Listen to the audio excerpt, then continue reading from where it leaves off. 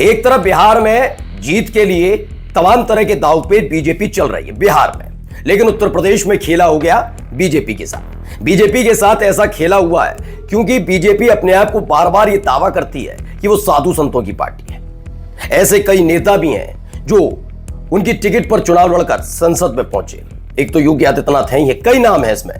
ऐसे में अगर वही साधु संत बीजेपी को छोड़कर जो सांसद भी रह चुके हैं समाजवादी पार्टी में आ जाए तो, और वो भी ऐसे वक्त में जब बार बार ये कहा जा रहा है कि पीडीए का जो नारा अखिलेश यादव ने साल 2024 में दिया था वो उत्तर प्रदेश में कारगर तो हुआ, लेकिन अब उस पर कोई भरोसा नहीं जताता, ये बीजेपी कहती है। लेकिन क्या वाकई ऐसा है? अगर ऐसा होता तो आज जो मैं खबर आपको दिखाऊंगा जो बीजेपी में हड़कंप मचाने के लिए काफी है, वो देखकर आप समझ जाएंगे। मसला ये नहीं है कि सिर्फ एक साध्वी जो सांसद रह चुकी हैं वो समाजवादी पार्टी में आई, बल्कि खबर यह भी है कि बीजेपी के साथ साथ 3 बड़े राजनीतिक दलों को एक साथ, और 3 नहीं 4 राजनीतिक दलों को एक साथ अखिलेश यादव ने तगड़ा झटका दिया है। क्या खबर है, कैसे है, सब तमाम चीजें दिखाने जा रहा हूं। नमस्कार, मैं हूं प्रज्वल गौतम और आप देख रहे हैं खबर चौक। सबसे पहले ये वीडियो आप देखिए, वीडियो में क्या कह रही है।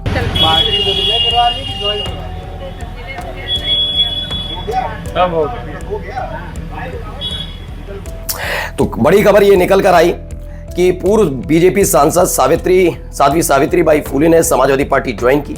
ये बहुत बड़ी खबर है आज की कि हालात क्या बन गए।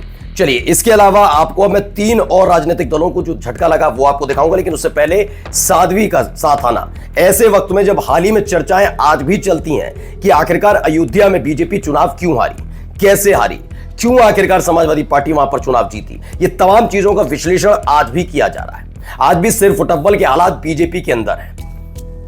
कई साधु संत इस बात का ऐलान कर चुके हैं कि 2027 में समाजवादी पार्टी की सरकार बनेगी, ऐसा दावा वो करते हैं। ऐसे में दूसरी तरफ बीजेपी की ताकत बढ़नी चाहिए थी।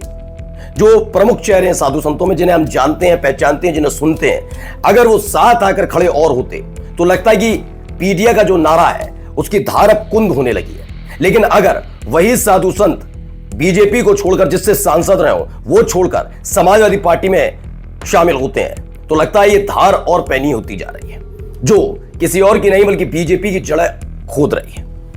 क्या 2027 में वाकई सत्ता परिवर्तन होने जा रहा है? ये एक एक चीज से आप समझ जाएंगे, क्योंकि 3 बड़े राजनीतिक दलों को एक साथ और झटका लगा। ये तो बहुत बड़ा झटका है ये बीजेपी के लिए, क्योंकि अगर आप देखेंगे ये हैं उमा भारती नाराज चली रही हैं। आप देखिए उमा भारती के, आप हमेशा देखिए उन्नाव के सांसद हैं, वो बड़े नाराज रहते हैं आजकल।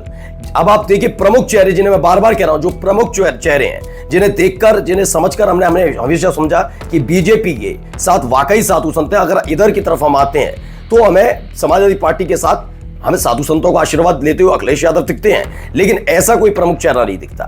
बीजेपी इन्हीं नेताओं के साथ जो गेरुआ वस्त्र पहनते हैं, साध्वी हैं, तमाम लोग हैं, इनके जरिए अपने आप को साधु संतों की पार्टी कहते रही। लेकिन वही साधु संत अब छोड़कर बीजेपी जा रहे हैं। सबसे पहले ये देखिए, सपा में शामिल हुए बीजेपी, बीएसपी और कांग्रेस समेत कई दलों के नेता अखिलेश यादव ने सदस्यता दिलाई है। ये एक बड़ी खबर निकल कर आई। खबर थी उत्तर प्रदेश की राजनीति में समाजवादी पार्टी की ताकत बढ़ी, ऐसे वक्त में बढ़ रही है। इससे पहले की ये मई की खबर है जब ताकत बढ़ी थी, और उसके बाद ये बड़ी तादाद में लोग टूटे हैं। इस बार ये तब की खबर थी, और अब देखिए यहां पर, क्योंकि भारी तादाद में जब एक साथ लोग छोड़कर आ जाए। हमने 2 दिन 3 दिन पहले भी आपको खबर दिखाई थी, मेरे सहयोगी ने आपको खबर दिखाई थी कि कैसे समाजवादी पार्टी के दफ्तर पर बेतहाशा भीड़ थी। बीजेपी के कई नेताओं ने इस्तीफा दे दिया था, यह खबर हमने आपको दिखाई थी। और उसके बाद अभी खबर आई कि सावित्रीबाई फुले जैसे ही वहां पर पहुंची, उसके बाद कई और बीजेपी के कार्यकर्ता नेता वहां पर पहुंचे और उन्होंने भी इस्तीफा दिया बीजेपी से और समाजवादी पार्टी को ज्वाइन कर दिया।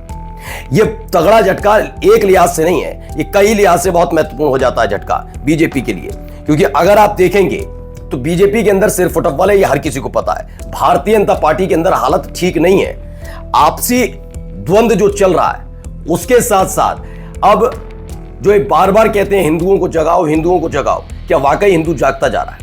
कभी इन्होंने विश्लेषण करने की कोशिश क्यों नहीं की कि वाराणसी में चुनाव हारते हारते कैसे बचे?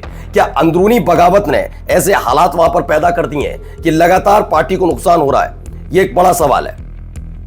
इन सब के बीच देखिए भाजपा सांसद सावित्रीबाई फूले के साथ साथ कई लोगों का साथ आना और 27 के लिए तैयारी करने की बात जो बार बार की जाती है कि तैयारी की जा रही है, 2027 की तैयारी की जा रही है, वाकई एक बड़ा झटका 2027 में बीजेपी को मिलने जा रहा है। नमस्कार। New public inter college Lucknow, admission open. For more information call 0522 282232 और 7755 089585।